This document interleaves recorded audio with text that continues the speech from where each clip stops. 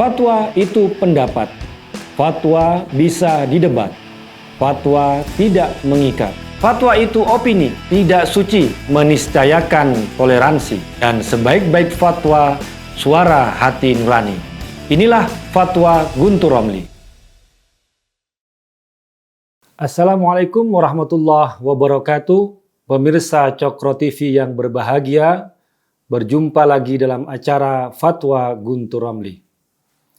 Operasi cangkok jantung babi ke tubuh manusia di Amerika Serikat yang sukses telah menjadi berita besar di dunia. Adalah Dr. Muhammad Muhyiddin asal Karachi, Pakistan yang memimpin operasi transplantasi itu. Para ulama Islam pun mulai memberikan respon karena status babi yang bagi mayoritas umat Islam dianggap najis. Soal cangkok organ babi ke tubuh manusia, ada yang memperbolehkan tapi tetap ada yang melarang. Yang memperbolehkan memakai kaidah fikih ad-daruratu tubihul mahdzurat. Kondisi darurat memperbolehkan hal-hal yang dilarang.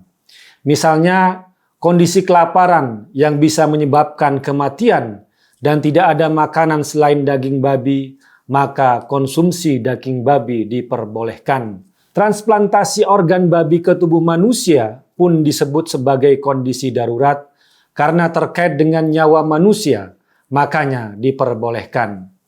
Sebenarnya kalau kita membaca khasanah Islam, cangkok organ babi ke manusia adalah isu lama.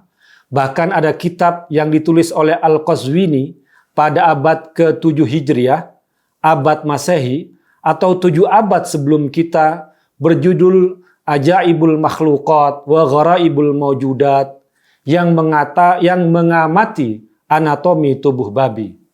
Khususnya tulang babi yang menurutnya mirip dengan tulang manusia yang bisa dicangkokkan, bisa sesuai dan cepat bergabung tanpa bengkok, dan hanya tulang babi yang punya kekhususan ini. Begini ibarahnya. Admuhu yusilu bi admil insan yaltaimu sari'an wa yastaqimu min ghairi i'wijajin wa laysa li syai'in min idhamil hayawan hadhil khasiyah. Michael Swedel, penulis buku Swine in the Laboratory tahun 2016 menjelaskan, mayoritas organ sistem babi punya kesamaan hingga 90% jika dibandingkan dengan sistem pada manusia, baik dalam hal anatomi maupun fungsi. Dalam ranah fikih, mayoritas pendapat ulama, jumhur ulama mengatakan babi adalah haram sekaligus najis. Ini juga yang dipegang mayoritas ulama di Indonesia. Namun, ada pendapat yang menganggap babi itu suci, tahir. Yang diharamkan hanyalah mengkonsumsi dagingnya, lahmul khinzir.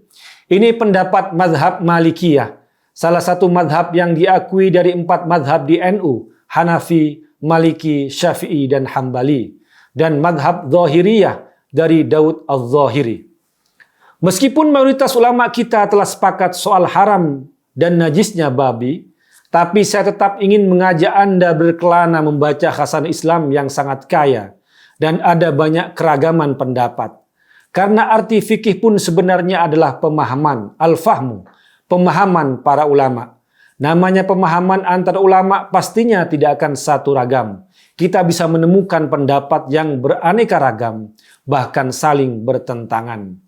Dalam surat Al-An'am 145 yang berbicara soal hal-hal yang diharamkan, au lahma khinzirin fa innahu rijzun, atau daging babi karena itu rijzun. Para ulama berbeda pendapat soal arti rijzun dari ayat tadi. Apakah maksud daging babi sebagai rijzun? Bagi mayoritas ulama, rijzun adalah kotor dan najis. Artinya babi itu najis semuanya, baik yang masih hidup atau yang sudah jadi bangkai.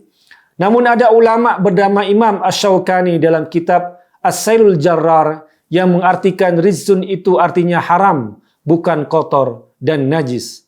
Al-muradu birijzi huna al-haramu, kama yufiduhu siyaqul ayah.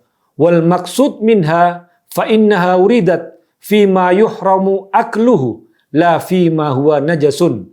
Wala tulazimu bainat tahrimi wan najasati, faqad yakunu syai'u haraman wa huwa tahirun kama fi qaulihi hurrimat alaikum ummahatukum.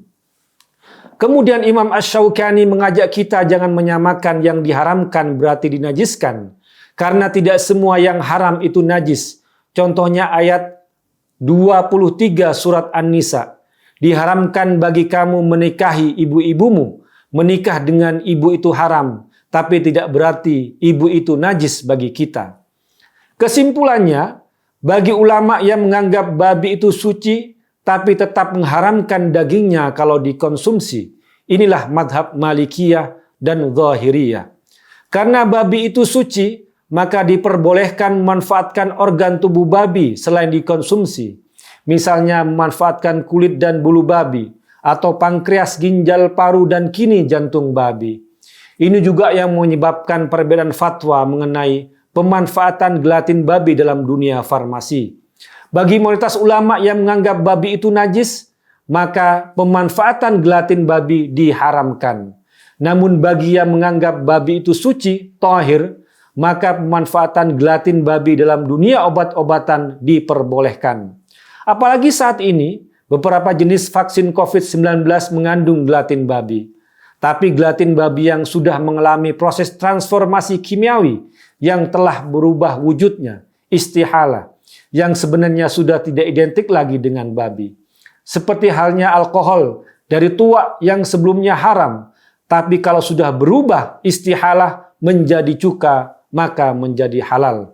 Akhirnya, meskipun mayoritas ulama berpendapat babi itu najis, tapi kita tidak boleh menutup mata ada pendapat lain yang menganggap babi itu suci, tahirun.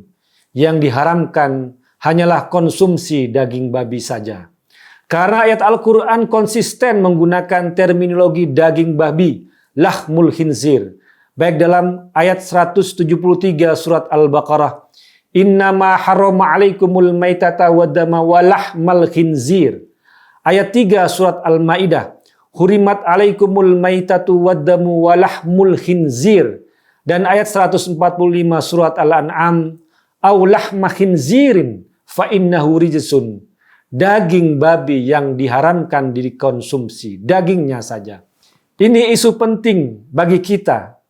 Soal babi bukan lagi isu najis atau konsumsi daging babi, tapi soal masa depan peradaban manusia. Karenanya pemanfaatan organ babi untuk bidang kesehatan dan pengobatan dihalalkan. Karena itu tidak perlu terlalu alergi kepada babi, kecuali pada dagingnya untuk dikonsumsi. Saya ingin menutup paparan kali ini dengan kutipan Imam Syafi'i mengenai pentingnya toleransi dalam berpendapat fikih dan tidak boleh fanatik buta. Ra'yi shawabun yahtamilul khata' wa ra'yu ghairi khata'un yahtamilus shawab. Pendapatku benar tapi bisa salah, dan pendapat yang lain salah tapi bisa benar. Wallahu a'lamu bissawab. Wassalamualaikum warahmatullahi wabarakatuh. Fatwa itu pendapat. Fatwa bisa didebat. Fatwa tidak mengikat.